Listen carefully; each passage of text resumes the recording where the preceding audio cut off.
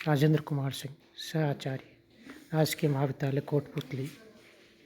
आज हम राजनीति विज्ञान के तहत सेकंड ईयर के सेकंड पेपर में राजनीतिक दलों का भारत में राजनीतिक दलों का अध्ययन करेंगे। इसके तहत भारत में राजनीतिक दलों का वर्गीकरण करते हैं और वर्गीकरण के संगठन के आधार पर राजनीतिक दलों को 4 भागों में विभाजित किया जा सकता है। अखिल भारतीय राजनीतिक दल, क्षेत्रीय राजनीतिक दल, स्थानीय राजनीतिक दल, व्यक्तिगत प्रभाव वाले राजनीतिक दल।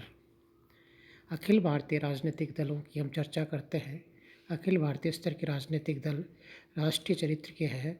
उनके राजनीतिक कार्यक्रम में उन सभी मसलों को शामिल किया जाता है जिनका संबंध राष्ट्रीय महत्व के विषय से होता है। अखिल भारतीय राजनीतिक दलों में वे दल आते हैं जिन्होंने 4 राज्यों की विधानसभाओं में 4% मत 3.33% सीटें प्राप्त की हो, जिन्होंने कम से कम 4 राज्यों के लोकसभा निर्वाचन में कुल वैध मतों का 4% प्राप्त कर लिया हो। वर्तमान में भारतीय राष्ट्रीय कांग्रेस, भारतीय जनता पार्टी, भारतीय कम्युनिस्ट पार्टी, मार्क्सवादी कम्युनिस्ट पार्टी, जनता दल राष्ट्रीय दल है। क्षेत्रीय राजनीतिक दल, क्षेत्रीय दल उन दलों को कहा जाता है जिनका दृष्टिकोण क्षेत्र विशेष से संबंधित होता है और वे भूमिपुत्र की अवधारणा में विश्वास करते हैं। क्षेत्रीय राजनीतिक दलों में अकाली दल, तेलुगु देशम, असम गण परिषद, नेशनल कॉन्फ्रेंस,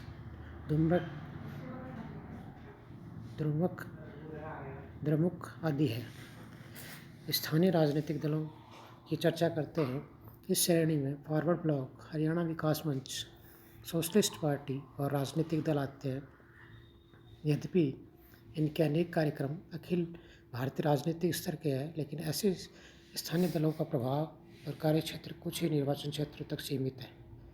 व्यक्तिगत प्रभाव वाले राजनीतिक दल, भारतीय राजनीतिक व्यवस्था में ऐसे अनेक राजनीतिक दल बने हैं जिनका अस्तित्व उनके करिश्मावादी नेताओं के कारण बना है।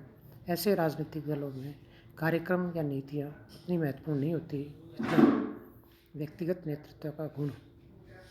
जैसे मुलायम सिंह यादव की समाजवादी पार्टी, लालू प्रसाद यादव का राष्ट्रीय जनता दल, काशीराम और मायावती की बहुजन समाज पार्टी आदि। यद्यपि भारतीय राजनीति में इन उपयुक्त चारों प्रकार के राजनीतिक दलों की विशेष भूमिका है, फिर भी वर्तमान में किसी राजनीतिक दल को किसी वर्गीकृत श्रेणी में रखना संभव नहीं है। राजनीतिक दलों की समस्याएं।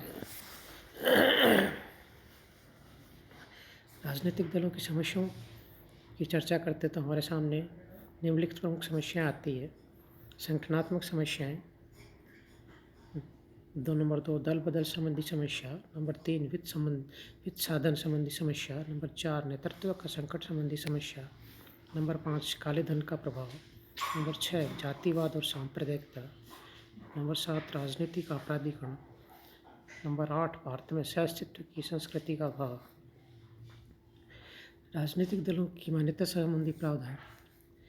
भारत में राजनीतिक दलों को मान्यता निर्वाचन आयोग द्वारा प्रदान की जाती है। निर्वाचन आयोग निर्वाचन प्रतीक आदेश 1968 के तहत कुछ नियमों के आधार पर राजनीतिक दलों को मान्यता प्रदान करता है। किसी भी राजनीतिक दल को मान्यता प्राप्त राजनीतिक दल को पंजीकृत करवाने हेतु निम्नलिखित ब्यौरा देते हुए आवेदन करना होता है। नीतियाँ, लक्ष्य और उद्देश्य अनुसरण कर रहा है या करना चाहता है। सिद्धांत राजनीतिक दलों का आधार, कार्यक्रम तथा क्रियाकलाप, सिद्धांतों, नीतियों, लक्ष्यों और उद्देश्यों की प्राप्ति के लिए दल के अध्यक्ष सहित अन्य प्रमुख सदस्य, जनता से प्राप्त समर्थन का प्रमाण। ये राजनीतिक दलों के मान्यता संबंधी प्रावधान है। अब हम चर्चा करेंगे राजनीतिक दलों के तहत राजनीतिक दलीय व्यवस्था की विशेषताएं। नंबर 1 बहुदलीय व्यवस्था।